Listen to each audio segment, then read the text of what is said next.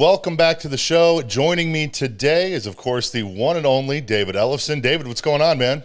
How are you, man? What's going on? Oh, just rocking and rolling. I guess we'll get started. I want to talk a little bit. We are just about 1 month or so removed from Back to the Beginning, and obviously Ozzy Osbourne passed just at the time of filming this about a week and a half ago, which is, people still in a lot of shock and tribute still coming in from all over the place. It was one of those things, it's incredibly sad. I mean, I guess, maybe not like the most expected thing, sorry, not the most surprising thing, but I think Ozzy almost was one of those, it was one of those things where it's like you just thought he would be here forever. Well, he certainly defied the odds. You know what I mean? From the lifestyle that he had led earlier in his career. I think a lot of that had changed, in recent years. But yeah, it's funny. It leading into the gig obviously was huge. The week of the show, amazing. The week after was amazing. And, the news feeds were still full of content, everybody just feeling the love, the emotion of the event. And then he passes, was just a whole other, week of mourning. And then, a couple of days ago was the memorial, and then I guess yesterday the funeral. So, it's been a month of just feelings all over. And I think there's a few things that we can all agree on is it's so much better to celebrate someone's life. Because look, Ozzy knew he was dying, we all knew the day was coming here. I think we all thought it was going to be sometime off in the distance, not so soon. That was, of course, shocking. But, to celebrate with him rather than, just this heavy mourning after the fact, the fact we get to celebrate with him, all of us, not just those of us who were at the show, but everybody around the world. It just showed the significance of what he meant to all of us. And then to be able to sort of turn the celebration into mourning, it was different than this shocking news that someone passes, which is usually what happens, right? It's suddenly someone passes, you're like, oh my gosh, I had no idea. We didn't know, you know what I mean? So I think the way that the Osbourne family, the way Sharon, everybody did it was very cool of them to sort of give us this advance warning that we could sort of all wrap our arms around Ozzy, the family, our community. And I think the thing that I saw was, this wasn't just rockers and metalheads. Country, pop. I saw a letter from Kermit the Frog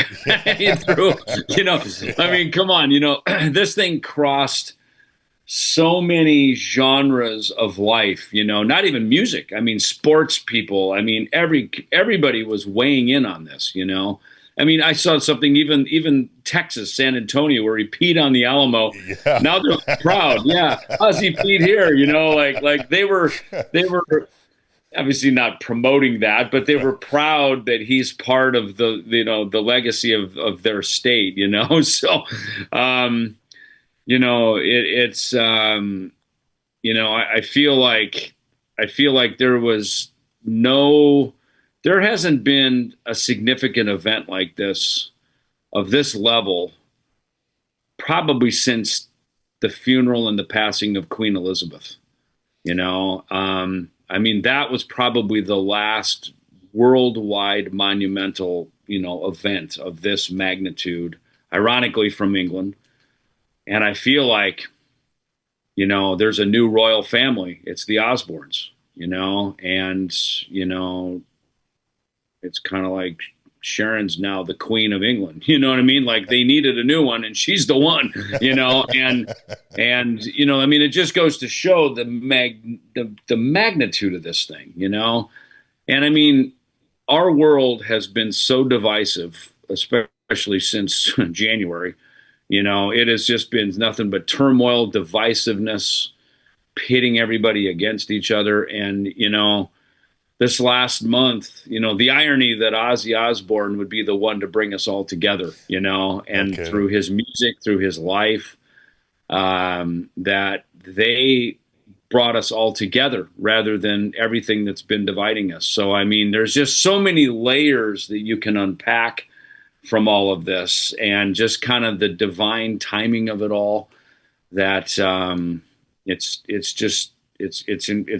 incredible. I mean, it just moves you to emotions, you know what I mean? Just you get goosebumps just thinking about it. Well, and back to the beginning, the event was just, I mean, it was so incredible. I mean, I watched the live stream here, as I guess over 5 million other people did. I mean, It was such a massive thing. And you were a part of, it was the first supergroup that played of the day, I think, right?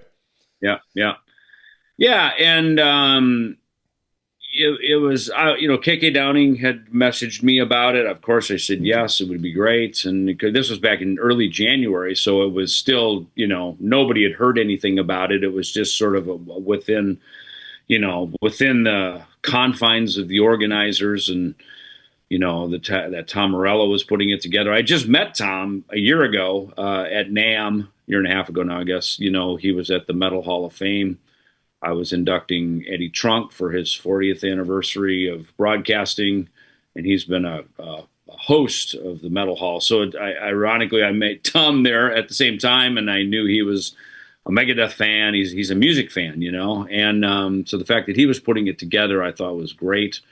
And it was just great to see so many friends, so many people from over the years I had toured with, been friends with, made music with pretty much every configuration there. Maybe not the Rival Sons, but that was maybe the only one. You know what I mean? I mean, Lizzie Hale, we've done stuff together on Shiprock Cruise. Obviously Metallica, Our Legacy, and the Big Four, and all that stuff. And so it was amazing. And the behind the scenes people, the managers, the agents, all of those people, and it did a lot of stuff with Black Sabbath and Ozzy over the years. Ozfest '98, New Year's Evil in 1998 when Ozzy rejoined Black Sabbath that night. That was a big event in Phoenix. And then we did the 2013 South America tour of Black Sabbath. So I mean, there's a lot of stuff, So. It really was like of this big family reunion, and I think the fact that it was a charity really leveled the playing field of who's the headliner. It's like there's one headliner. It's Ozzy and Black Sabbath. Yeah. We're here for them. That's the reason this whole thing exists. And I think everybody really got behind that, and you could feel it. You really felt that on site at the event. Well, and you also did the two songs with Jake E. Lee, which was aside from seeing Ozzy and Sabbath, I mean, that was another highlight. I mean, that guy doesn't really do a whole lot anymore, and to see. Some acknowledgement from Ozzy's camp and bring him out and do a couple songs. Although it was so funny. I remember watching the stream and you guys were ready to go and he wasn't there. And I'm like, oh fuck, maybe he's not going to play. I know, me too. I think we're all like, oh shit, this is the moment.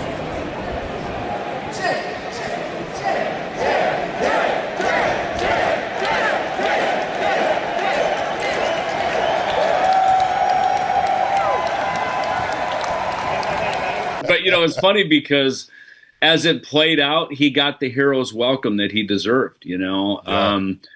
To walk out to that applause, to the roar of the crowd. I mean, look, you sometimes wonder, did the fans forget about me? Am I still relevant? Do I matter? And Jake doesn't really seem like a guy that was too concerned about that. I mean, I think his time with Ozzy was so long ago, but he hadn't spoken to Ozzy, from what I understood from him, 38 years, a long time, right? Yeah. So for him, we got to be buddies. We were kind of travel buddies. We sort of hung out together a lot and, rode the van transportation to and from the hotel and the gig a lot for the sound checks and all, or the, practice, the rehearsals and stuff. So I got to, hang and just, be a friend with Jake. And I'd met him once before at NAMM through Jackson Guitars, Charvel, because we're both, on the roster there. And I saw him in my high school year, 1982, right when he had joined Ozzy. and I just was blown away by how badass he was. I mean, just a consummate kick-ass rock star guitar player, and it was just cool on every level, and so to meet him, and I saw is it Red Dragon Cartel? Yeah. Is that his? Yep. I saw them play at the Grove, and I think they were there for Jackson Guitars Charvel one year. They played the Jackson Guitars party. So, just, then to finally meet him and hang out and ask him some questions, because I know Jimmy DeGrasso was in the room during the writing of The Ultimate Sin. And I just talked to Jimmy the other day. It was him, Bob Daisley, and Jake, when they were over at, I think, Ridge Farms, the studio over there, working on the album. So,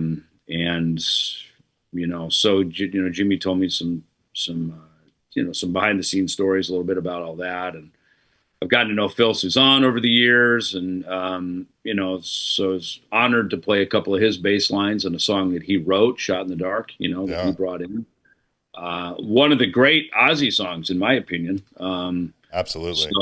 It was really great, to be honest with you, to, and I saw a little bit of that tour, Dave and I, when we went to New York with the Peace Cells mixes that we had made for Combat Records. We went out to New York. We got a new manager. We were being courted by Elektra Records. So Michael Alago had signed Metallica to Elektra, and they were, while we were there that week, Metallica was out on tour with Ozzy. As Master of Puppets for them, it was Ultimate Sin for Ozzy.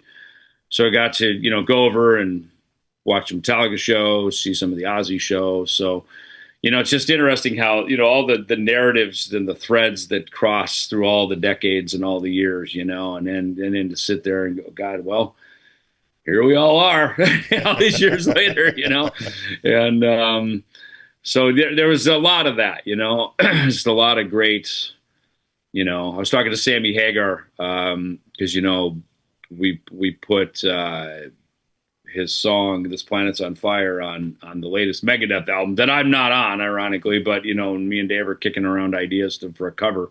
That was the song we came up with, and then I guess Dave had Sammy sing on it. So anyway, we're just kind of getting caught up. And I played with Ronnie Montrose for a few years back in 2007 to 2009. So just there's kind of this Montrose connection there, and so wow. To see Steven Tyler, and we were getting caught up, and he sounded so good. I mean, I didn't know what to expect given, everything that's happened with Aerosmith recently, but holy hell, he sounded incredible. Yeah. I mean, he was kind of giving me the lowdown on, what had happened, and, he's recovering, and but yeah, he was in great spirits. He looked great. It was funny, having a great time, so yeah, I thought he sounded amazing. And then took a look at Ron Wood's out there. I'm like, where did a Rolling Stone fall out of the skies and land on stage? You know what I mean? So it was just one of these, every time you turned around, there's some new secret surprise, some new, cherry on top, of the whole thing. So it was just, it as it looked on the live stream, I'm sure that's exactly what it was like in the room. It was really just incredible. Well, just a couple more things on that before we move on. How were these supergroups constructed? I mean, do they just kind of tell you, hey, this is who you're playing with, and these are the songs that you're doing, or did you have any input on any of that, or no? No, that's exactly what it was. In fact, I was first given 3 songs. I think Sweet Leaf was always in the mix, I think. And then Tom said, he goes, hey, just stay fluid. Here's 3 songs, and then I started kind of listening. This is back in like February. And then, sometime later, I don't know, by 1st of April, late March, he said, by the way, here, scrap that. Here's 300. I think these will be the one, he goes, just stay fluid. Because I realized probably too, as bands were being added, maybe they were saying, hey, well, we want to play this Sabbath song, or, what I mean? There's a lot of, moving parts. And, I do a lot of this stuff with Metal Allegiance. So I know what it's like when you're putting these things together, and even with Kings of Thrash, we're songs, I know Megadeth songs, it's like sometimes there's just moving parts. So I've learned to, you just kind of, you stay a little fluid with it. But yeah, no, Tom handled all of that. He put all that together, and, look, I was just there to be a member amongst members and just play bass wherever they needed me, you know? Well, and you are, of course, in that now iconic, I would consider, a group shot with Ozzy in the middle and all the musicians around. But other than that, did you have any, did you spend any time with Ozzy at the show or I not did. really? I did. Yeah, no, right. Actually, right as we were taking that photo, I had a quick chat with him, just to, reacquaint. I hadn't seen Ozzy since we did that tour back in 2013. But I got pretty close to him. We spent a lot of time just hanging out as brothers and friends, and Billy Morrison was there with him, and so I got to know Billy. And then, ironically, Billy and I wrote a song together on the Ministry album, Moral Hygiene.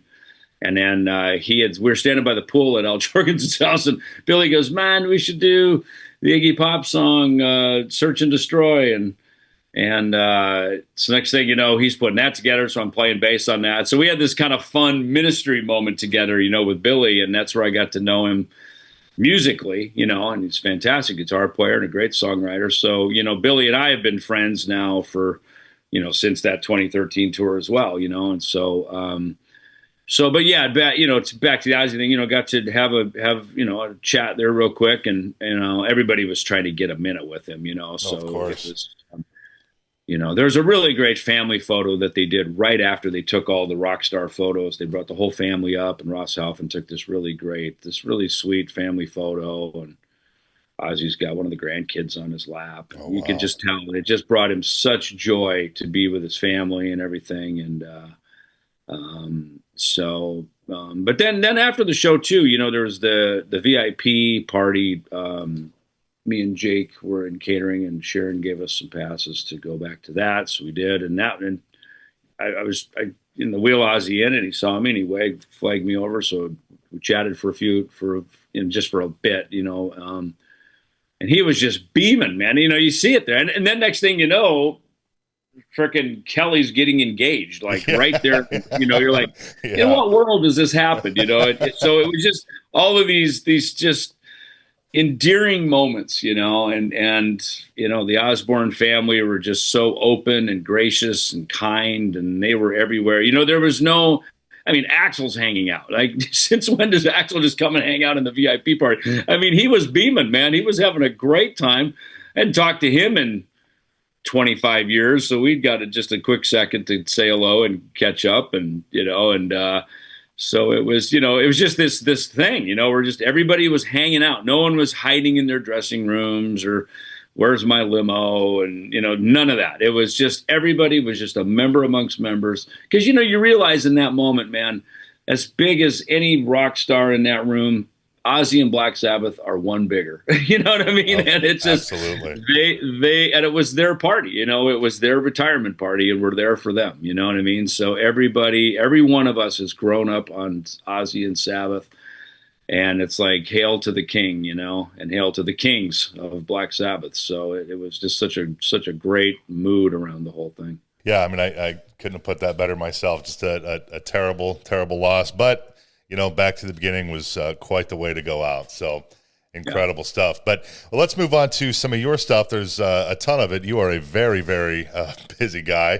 I guess let's start. You brought up Kings of Thrash just a few minutes ago, which is, of course, your band that also features Jeff Young, formerly from Megadeth as well. And you guys are doing a tour around the U.S. this fall. It's got to feel good. A lot of that is focused on playing some of the early Megadeth stuff, right? Sure. Yeah. Yeah. Look, that's where it started. I had this idea to do it back in 2021, I guess, and then it became a reality in 2022. And, we got out and started doing some shows. We made that live album from the Whiskey, and the Whiskey's kind of become our home, So we have a show there September 4th, and that kind of anchors a Southern California run. We've got a little trip across Florida in October, and then we're doing kind of the East Coast through the Ohio Valley, Michigan area for about a week or so, 10 days, something like that in October. Yeah, now we've got some more stuff coming up too that we'll be announcing here too. So it's really great. We're kind of getting a nice almost a world tour, of great. And, because last year we did UK, we went to Ireland, Northern Ireland. We did We did a trip across Europe, so we've done a lot. And look, it's fun, first of all. Second of all, I think the fans really enjoy being able to hear these early songs that haven't been played in many, many years. Our singer Chaz, I think, does a great job fronting the band, singing that stuff. We put out a song "Lockdown" here this spring, just to one of our own tunes, just for fun, to pop that out. And because we're, as much as we're musicians, to play, in my case, songs of my youth is really what it is. Songs from back in the day. It's always fun to write and create new stuff too. And so that's, it's always fun to experiment with that. So, well, yeah, I would imagine it's, not only nostalgic for the fans, but probably for you as well. I mean, not having played these songs in forever, it probably is almost like a time machine in a way, take you back to the early days. Yeah. I mean, it's funny. I was just actually practicing some of it today. I've been away from it for a little bit. I mean, everything was kind of Black Sabbath music for the last, bunch of weeks. And, I'm prepping for some other stuff here too. And to sort of like dig into So Far So Good So What, it's like, yeah, you got to really get your muscle and your stamina, you know what I mean? Because that stuff is definitely speedy. It's aggressive. It requires a certain approach to it, so but yeah, the songs come right back to me. I mean, I always think, when you're in the room writing and recording something, it sticks in your memory and in your muscle memory in a different way than if you have to learn it as someone to perform it, but you weren't there when it was created. So I'm lucky that I was there, for these songs, because they come back to me much easier, and I have memories of like, okay, when we were writing it, this is what we were doing. When we were recording it, this is where we were at. This is who was producing. This is what was going on around it. So for me, it brings up a whole host of memories around these songs. It isn't just the song. It's kind of a lifetime of memories that I get to revisit as well. Well, and to sort of piggyback off of that, these upcoming shows with Kings of Thrash, I mean, they're also partially in celebration of the 30th anniversary of Youthanasia as well, right? Yeah, that record came out when we were in Europe back in November. We started we did the UK in October, and then we kicked off a few days later over in Europe. And November 1st was the 30th anniversary, right? So of Youthanasia. So I thought, look, let's give a little nod to this. That was a big album in Europe. It's a big album everywhere, but in Europe, it really had a punch, And so we played some songs off of that. So we figured, look, we'll focus on that. And then, of course, the 40th anniversary of Killing Is My Business just happened in May and June as well. So, we've already played that album in its entirety when we launched the band back in 2022. So I thought, well, what the hell? Let's go back and revisit a bunch of that. And, I think what's fun with it is obviously, we call it the mega years because we focus largely on that. But, there's also some other stuff that we did too. And, there's some cover songs like Cold Sweat. When we were over in Ireland, it was fun and up in Belfast, Northern Ireland, to play a nod to Thin Lizzy, because of Phil in it. And that song I thought we did a really good cover of that on the Super Collider album. Of course, we have Paranoid and Never Say Die that we, covered from Black Sabbath. So, and Never Say Die we actually did during the Youthanasia sessions. And Paranoid we did right before the Youthanasia sessions, actually, when we were in the studio cutting the track 99 Ways to Die. So, there's, my history, our Megadeth history also tentacles out into a lot of other iconic artists as well, things Sure. that we revisited, Well, and you mentioned earlier the song Lockdown, which you guys just put out a few months ago. It's an original. Is you guys plan on doing any more of your own stuff or just maybe just here and there? Yeah, possibly. This is never, Jeff and I started writing some material. Mostly it started with some stuff that he had. We wrote a song called Bridges Burned that we did on the 2023 tour. We never recorded it. We just started playing it live. And, it was more just to put it out there. And that was a song that me and Jeff and Chaz wrote. We wrote the lyrics for it. And it started with a riff that Jeff had from back in 1988 when he was still in Megadeth. And so Jeff and I, in 2022, we were in the studio in LA. And we just said, yeah, let's throw some of these ideas down. Let's see what we got after all these years. Because we just reconnected over the Nick Menza documentary, right? So we just thought let's see where we're at musically, see if there's anything there, if we're connected at all, and we threw some ideas down, and they're really good. I think ultimately, if you're going to write music that has a singer, you ultimately have to write music around the singer, right? It's the voice. You can always tune your guitar different, you can do different things, but a voice is a voice, so that's why with Lockdown, I said to Chaz, I said, look, bang out some tunes, man. Bring us some ideas rather than us bringing you things and making you to try to sing to us.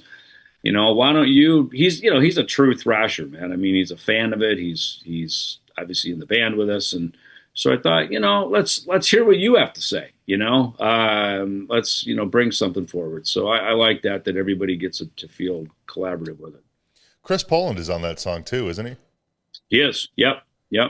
Look, we try to have Chris with us. He's technically Kings of Thrash is the four of us, but we include Chris whenever he's available, and certainly for recording, I thought it was great. Because there's this huge extended solo section, so I think there's like 5 solos in the song. So it's good that Chris is part of it, and especially again, it's part of that whole Megadeth history. Well, you also have another album that comes out in 2 weeks from today, I think, August 14th, with your Ellefson-Soto project. It's your guys' second album, Unbreakable. The title track is out now. Jeff Scott Soto is just such a phenomenal vocalist. I mean, Journey, TSO, the Rockstar. I mean, just a million different stuff. He's just an incredible powerhouse singer, man. I love working with him. That material usually starts with me and our guitar player, Andy Martingelli. We usually get together over in Wembley, England, and this has happened with both records. We start writing, we start putting some ideas down, and from there it develops into we start the process. The songs come together, and then we contact Jeff, and we go to him, and then we start throwing the melodies and lyrics, and then he gets engaged in the process. And and you're right. I mean, I love making records with him. He's just such a phenomenal singer. I think he's always surprised that anytime he sends stuff, we're like, that's friggin' awesome. And he's like, any criticism? Like, no, it's great. Like, that's what, and I figure, and not every situation is like this, but I figure in that situation with Ellefson-Soto, it's like, look, man, people kind of expect a certain sound and a thing from me. They expect a certain something from Jeff, but we don't have to be beholden to that forever. Not everything has to be Holy Wars and I Am a Viking. You know what I mean? It's like, we can expand beyond that. Well, also that is part of who we are too, So I think with Jeff, we find a really good balance with that you get to hear things that are familiar. I mean, there's definitely some stuff on this new record. To me, Poison Tears is a song that kind of dates back to some of how I would write in the 90s, maybe Youthanasia era stuff, right? And then, there's some stuff like the song Son of a Bitch, SOAB, that's got this really gnarly, aggressive punk rock bass style to it, that I love. I love bass playing that's like that. It's ornery, it's gnarly, I think this album, your first album is the blank canvas. That's where you just sort of throw the paint at it and you just see what you can create, right? a sophomore album, I think, allowed us to focus and, you know, build upon things that we thought were already, you know, pretty good from the first record. And I think this record's got a really good punch to it. It's aggressive. It's you know, I think we all got to really bring some muscle to this thing, you know. So it's definitely a very tough album, while yet still having all the good melodies that I think you kind of expect from me and Jeff as well. How did you and Jeff end up putting this project together to begin with? Well, you know, again, things start with me and Andy, and then we bring, you know, Jeff into the process, and then it always gets fun when Jeff is in part of it, you know, I mean, because me and Andy have a great time. I mean, you know, when I'm working with the Italians, it's always about food, coffee, dessert. Oh yeah, let's go to the studio and record. You know what I mean? I would be like, Andy, like, dude, are we gonna go to the studio? He goes, oh yeah, we'll get to that. First, let's have a coffee. Let's have a pastry. Let's have some pasta. You know, so the Italians, they love to eat. And it's funny, when you make the work part of the day kind of secondary, it's amazing how productive you are. You know what I mean? It's like, you know, I think as Americans, it's like we wake up, we go to work, you know, we live to work. You know, you go to the rest of the world, they just kind of work so they can live and have a great life, you know? And so I learn a lot from these cultures, you know, working outside of America, as I do with most of my groups. You know, I'm working with even Fred from Kings of Thrash is from Peru. You know, there's a flavor and a style that I've come to appreciate working with international musicians. You know, people that aren't just from where I grew up in America. You know, so. But yeah, back to Ellefson-Soto. You know, once we get everything down, you know, our drummer Paolo is also from Italy. And he's amazing. I mean, we just send him stuff, and within a couple of days, he sends it back. It's finished. It's polished. It's killer. You know, he to me is like a modern day Clive Burr, you know, who has really been one of my favorite drummers, because Clive is really, I felt like he was really in the song. Like there's the guitar riffs, there's the bass riffs, and then there's the drum riffs. You know, he was like playing riffs within the song. And I feel like Paulo does the same thing. You know, like he doesn't just sort of play a groove with us. He's creating and evolving a song as a writer himself behind the drums. There's also there's a couple of guest appearances on this new Ellefson-Soto record. I think Tim Ripper Owens, right? Of course, from now in KK's Priest, who still sounds absolutely incredible. I mean, that guy, you know, I mean, well, I live in the same area as he does, and so I've seen him play a million times. I'm sure you remember. Were you ever at his restaurants that he had in Ohio, the Ripper's Rock House and all that?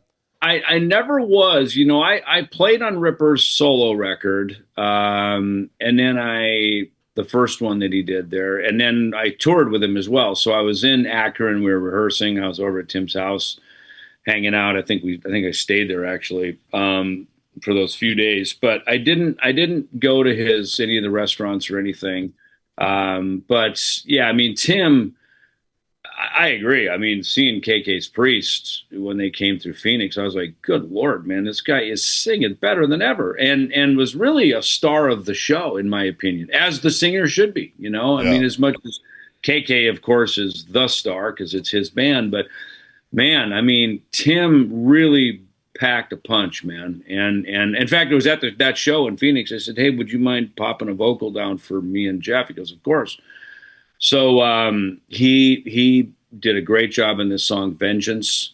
We just shot a music video for that up in London a couple weeks ago. And then I asked, Andy knew Laura from Burning Witches. And, you know, I had this song that I thought, we did it on the first album too. I had Jade from Frozen Crown, which is like a cool little Italian power metal band. And so we did this sort of male-female duet lyric, you know, vocal thing together on a song. And I thought, you know, I wasn't planning on it for this record, but suddenly this moment happened on this lyric for the song Poison Tears. and it was great. It's perfect, you know. And Laura does a great job. She's obviously a great singer. She's a kick-ass front person for Burning Witches. So she really did a great job on that tune. And that's and again, it's kind of this mid-tempo, heavy riff stuff that to me kind of reminds me of like that kind of mid-90s Megadeth sound. So I think people really like that one. Well, the album comes out August 14th. I'm looking forward to it. Are you guys going to do any live shows, or is that not really a project that goes out and plays? You know, we have Monsters of Rock cruise in April. You know, I think once the record comes out, we'll see what the interest is for us to play. It's pretty hard to tour it. I mean, Jeff heads into Trans-Siberian Orchestra here pretty soon, in a couple of months. And, you know, once we get into the new year, there might be some opportunities for some stuff. So I know there's interest in it. It's just a matter of trying to, that's one band of all things, trying to get a schedule together, because me and Jeff live in America. The other guys live in Italy. So there's a little bit of a, you know, of a thing of clicking it together, you know, but it's a really good sound to the band. And so anytime we can play, obviously we're up for doing it, you know? Yeah, it's just, you know, it's such a shame. There's so many projects similar to this. I know you guys aren't on Frontiers, but, you know, the label Frontiers has a ton of projects like this, and they kind of put, you know, this person with that person and all that. And some of these albums that come out, you know, are really, really great. But in situations like this, it's like a lot of these guys just can't make it work with their schedules to get out on the road. And so a lot of these great songs never get to be played live, you know? Well, I'm a bit of a unique breed that I'm willing to just get on a plane and go. You know what I mean? And I've done it. I mean, with Temple of Brutality, I flew to Florida with Sted Howland and these guys. I'd never met them, got in a room, and was like, all right, show me what I'd heard some songs over the internet, you know, that they sent me. And then I'm like, yeah, fuck it, I'm in, you know? So, you know, I do this all the time. You know, I'm always like, yeah, why not? You know? So, you know, sure, I'll fly to Birmingham, see what we got. Sure, I'll fly to Italy. Let's see what we got. Yeah, you know. So I'm kind of a bit unique like that. You know, I don't go, well, how much does it pay? Is someone buying my flight? It's like, you know, I've made money. I got royalties. Fuck it. That's what I do. I take my past and invest into my future. You know, that's what it is. It's the cycle of life. You know, Yeah. it's you know, to me, you know, musicians, we don't ever really retire, you know, we just kind of keep going on to the next thing, you know, and that's just how we are. And I mean, look, let's go full circle on the interview. Ozzy showed us that, right? At the end of the day, I mean, literally right down to the last days, you know, you get on stage and you do it again, you know what I mean? And, you know, I think that's been my motto all along. It's like, well, what else am I going to do? You know, I figure if you sit here, you know what you got. This is it. If you get on the plane and go, and get in the studio and get in a room and break out my bass and start playing, well, you're going to have something else. You're going to have something new, and, you know, then I can come on the, you know, your show and talk to you. We have something to talk about, you know? So to me, it's all part of the cycle. It's so great to hear, because I feel like a lot of guys in your position, you know, that have had a great success and, you know, done the whole thing, you know, by this point in their career, after experiencing all that, it's almost like they're jaded. You know, it turns into, well, we'll just go out and, you know, play these songs to make some money, and then I'm just going to go home and I don't want to fucking talk about it. I don't want to think about it, nothing. And you really are the exact opposite. You know, I mean, you still have that passion to play, which I feel like is lost with a lot of people after they experience so much, you know, success and all this and that, and then it just they get tired of it, it seems like. Yeah, and you know, I never played music for money. I never did, you know, and now I was blessed to be able to make a good living doing it, but you know, that was never the goal. I didn't at 12 go, God, I could get rich doing this. You know what I mean? That was never the thing, you know. It was always the love of the music, you know, and you know, it's why I went to California. You know, and I grew up pretty comfortable. I had no idea what it was like to be uncomfortable until I got to California and I became a starving musician. You know, and then through that process, you go, all right, well then once you can kind of get a little balanced and get a little comfortable again and say, all right, well, don't fuck that up. This is nice, you know. But that, to me, the stability, the whole point of being stable and having that in place was so that now you can go back out and make more music. You know, it was never to like get more comforts and more creature comforts. It was always like, I think that's nice, but you know, I mean, you know, my car in Arizona, I only drive it about 6 months a year because I'm half the year I'm out somewhere else doing something else. You know what I mean? So I could have any car or no car at all. You know, so it to me, I've learned, you know, travel light, man. You know, we don't take any of this shit with us. You know, it doesn't pay to be the richest man in the cemetery. So it's like, you know, just keep investing it into yourself, into the next thing that brings people together, you know, and creates, you know, music it brings us together, man. It creates joy. It creates conversations like this, you know. I'm always out in a different zip code all the time doing stuff. And that to me I feel like that's really a large part of the reason I'm put on the planet. That's it, you know. You still have your other band. Hopefully, I pronounce is it Dieth? Is that how you say that? Yeah. In fact, we're actually working on a new album now as well. You know, behind the scenes, that's something that we're working on. Because again, that is a band that is so good. You know, we did a festival show back in June over in Poland, and we get, you know, it fits together quickly. We rehearse a day or two, and it's just good, you know. And we're good friends. We have a great time with each other. And you know, there's obviously I'm American. Guilherme, our singer's from Brazil, lives in Portugal a lot of the year. So he's got that culture. You know, our drummer Mihal and our other guitar player Hubert, they're both Polish. So again, we've just have this really diverse culture. And when we were making that debut album, you know, we're sitting down by Darmstadt, Germany, cutting the record, and that was the first time I was going, man, this is the first record I've made out of America with international musicians, producers, engineers, and on some level, it's all the same, right? Because we're speaking a common language of music here. But you know, I was going, you know, these guys grew up with different influences, different eras, different lifestyles. They were influenced politically and culturally of different things than I did growing up all warm and fuzzy in America. You know, we didn't know war and poverty and strife and food shortages and bombs dropping out of the sky. I mean, you know, Poland, I mean, you know, there's a great museum there. It's called the European Solidarity Museum, and it's in Gdansk, Poland, because Gdansk, Poland, where Dieth is based, is really where the separation, that was really, as I understand, the uprising that happened in the shipyard there, that was a big part of what created finally the separation that you know, broke down that Eastern European, the wall fell, and you know, the rest is history, right? And a lot of that was the epicenter of that was there in Gdansk, Poland, and they had this, then they finally had their first presidents of Poland, you know, that they were kind of deemed their own nation. And, you know, I see Poland has really risen up, you know, it's financially, the roads are nice, you know, it's comfortable there, you know, and I remember going to Poland with Megadeth, I think on the Cryptic Writings tour. And it was like, I was like, oh my gosh, the roads were rough. I remember we did a show there. It was Bruce Dickinson and Adrian Smith were our support act, right? Because they were out of Iron Maiden at that time. Yeah.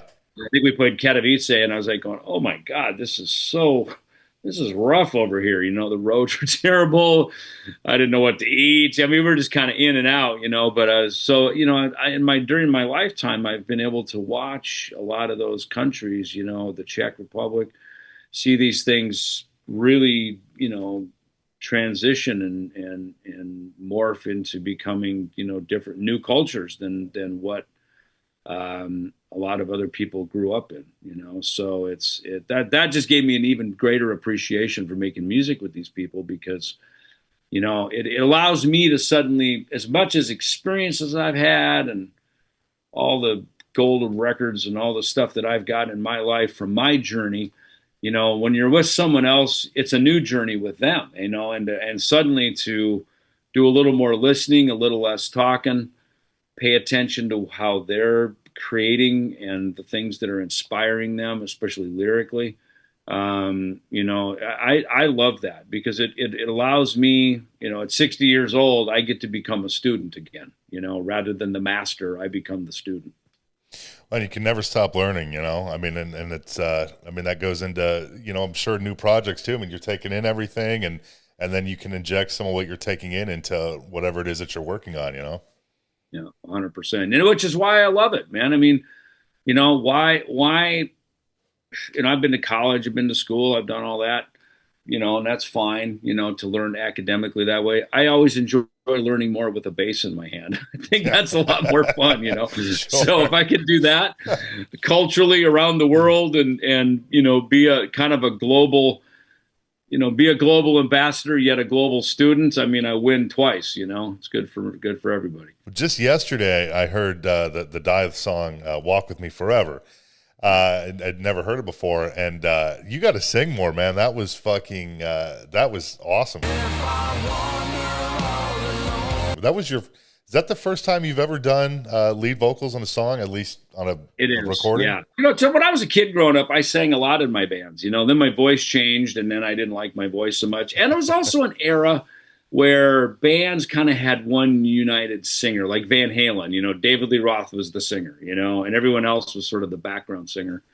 So, April Wine, there's a lot of bands that I grew up listening to, they always had kind of the one dedicated lead singer. So that just was sort of, what became the standard in my life, So, but yeah, I know people say that all the time. I should sing more. So I probably should. When I do my Bass Warrior tours, I sing on some more stuff. I mean, I could even sing a lot of the Megadeth stuff. It's like, having been there when we wrote it, I didn't record it. It's not my voice on the recordings, but I know those songs so well. I know the lyrics, I know the meaning, I know the emotion and the intent and the heart behind it. You know what I mean? So, that's what I learned with singing. With singing, you're basically an actor. You're a voice actor, and that's really what you're doing. You're conveying an emotion and a story through your voice. And so there's, it's not so much about having this pitch perfect, pretty voice. It's about, can you convey the message and really have conviction in the story that you're trying to tell? Well, and I mean, truthfully, that's kind of how I've always felt about Megadeth and Dave Mustaine is, maybe not the world's greatest singer, but it works for Megadeth. I don't know if it would work for something else, but it worked for that. You know what I mean? So I totally hear what you're saying.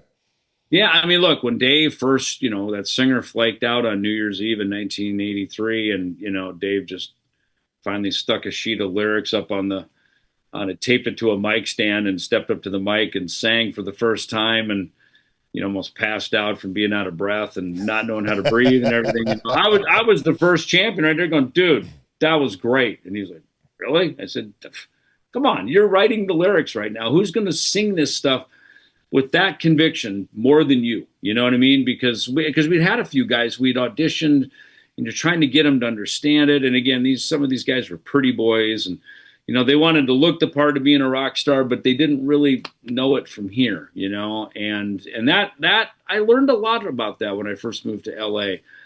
That this is about who you are, not what you're trying to be. You know what I mean? This is about who you really are. And I learned a lot from Dave about that for sure. And then, then it took me back to, Van Halen and Steve Harris and guys that I grew up listening to their music, that, these guys they really mean this. They believe it. They mean it. And, whether it was David Lee Roth or Bruce Dickinson or whoever, Dave Mustaine singing it had to really fucking have the conviction, and that in the same way I mean it when I play bass. My voice has been heard mostly through my bass guitar. When a singer sings, that's their instrument, and that's what they really bring it to, to convey the message to the public, and to be able to feel the emotion of that. Joe Satriani doesn't sing really for the most part, but his guitar playing gives you the same goosebumps as if it was a fantastic singer. That's why it's so rare. A guy there's a lot of instrumental guitar players out there. There's only one Joe Satriani. I mean, that guy sings with his guitar. I mean, that guy plays melodies that'll bring a tear to your eye. He's just so emotional. So, to me, I think that's, Glenn Hughes is another guy, man. He just frickin' just with his bass playing, but especially that voice, man. Oh my God, it's just That's takes you incredible. back in time, when you hear him sing because of that conviction that he has, and he's still got it, man. He sings great. Is there a timeline for the new Dieth album? It'll be 2026 for sure. Probably late 2026. By the time we work on it, and calendar's a little full with Kings of Thrash and some other stuff here now. But we've got the majority of it written. It's pretty much written, and some of it's even recorded. It's an interesting process of that because, of course, we live in these three different countries. Between Portugal, USA, and Poland. We can write this. We collaborate over the internet writing it, and similar to Megadeth, no matter who wrote something, it ultimately always ended up going through Dave's process, through his hands, through his interpretation of it. So it always comes out. He's sort of, he's the machine by which it all came through. The same thing is with Guilherme, our guitar player and singer in Dieth, and I because I write a lot for the band, but I always defer to him. I call him the music, he's the composer.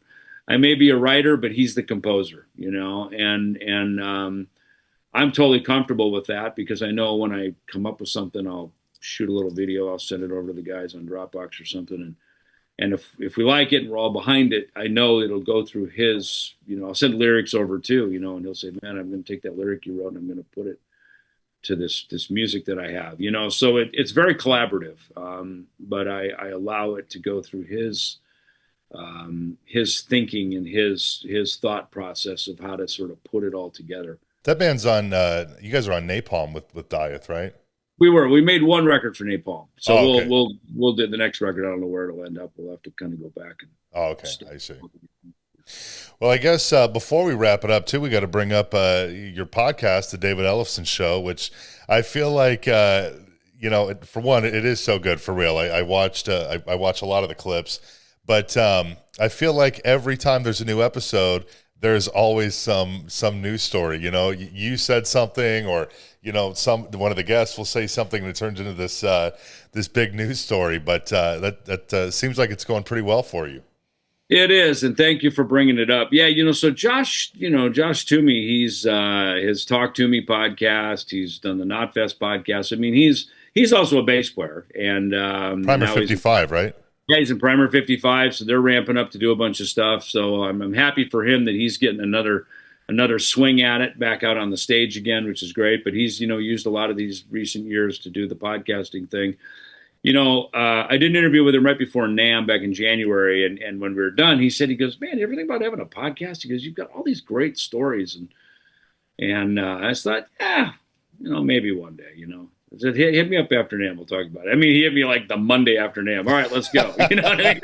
And look, he's a fan, as we all are. We're all fans, right? And we're musicians, and it's like, I think in the middle of any of the conversations, it's like, oh, wait, tell me more about that. What was that right there you said? some story. And you're right. It sort of develops into a different narrative. And I think, it's it's journalistic style, right? Because you conduct podcasts, obviously. So, when you're asking questions and stuff, I think probably for me, I can sort of insert myself into the bit of the narrative on a lot of it because I've had similar experiences to many of our guests. I've walked a mile in their shoes. And of course, whenever there's sort of a Megadeth crossover to the conversation, I was there, right? So I can sort of talk about the color of the room that day and who was in there and what we were doing. And I can sort of, backfill a bit of the story kind of get the full narrative of what was going on in any particular situation where I happened to be in the room as well. Well, I imagine too, not only being able to relate to them, but you're probably able to get some better stories out of the guests too, just because of who you are. Sometimes it can be difficult if someone like me, where the guest might not know me outside of just talking to me on Zoom for this.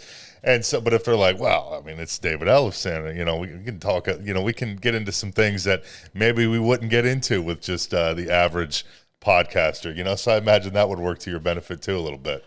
Yeah, no, I appreciate that. Yeah, no, it does, I think. I found that, when I was doing the artist relations stuff with Peavy, when I came in the room, they knew I was a man who had similar experiences to them. We all start at the bottom, so we've all been there. Some of us get to the top and the very, very, very top. And I could, share stories about that journey, and so, I think that's, it's a gift to have that journey. We all have a story, right? We all have a life story, every one of us, and I think when I can use my story to be syncopatic and relatable, maybe sympathetic and even empathetic at times to certain people that have had some kind of harrowing journeys along the way, that's a real gift, to be able to share that, that people don't have to feel alone. Like, you're not the only one. We've all been there, and, or at least some of us have been there too, and I think that's something that I've come to really appreciate in my later years of life, is to help people feel comfortable, so they feel comfortable sharing their story. We're not, a lot of these things turn into headlines and whatever, and that's kind of out of our control. But, look, we're not there to just grab salacious headlines. My show is about musicians having conversations with other musicians or other industry people and friends. That's really what it is. It's conversation with friends, new and old. We're not here to just how much clickbait can we get and all that kind of crap. You know what I mean? And so that's just not my motive.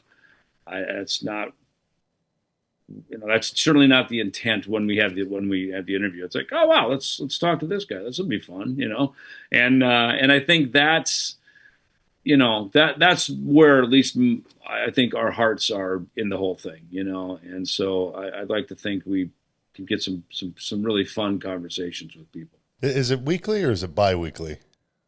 Well, it's weekly. Usually we put them out on Mondays. We were starting it bi-weekly, and then all of a sudden we got so much content and so many interviews. We're like, wow, maybe we should start doing this every week. So we did. In fact, now we started even putting some out on Thursdays. So we do Monday and Thursday some weeks. Wow. So, you just never know, events happen. Around back in the beginning and then around Ozzy's passing, just as an example, suddenly there's topics that need to be addressed, things that need to be talked about, people that need to be heard, like we had Rudy Sarzo and Mike Borden on, great stories to sort of fill in, the whole picture of everything, and so to me, I look at the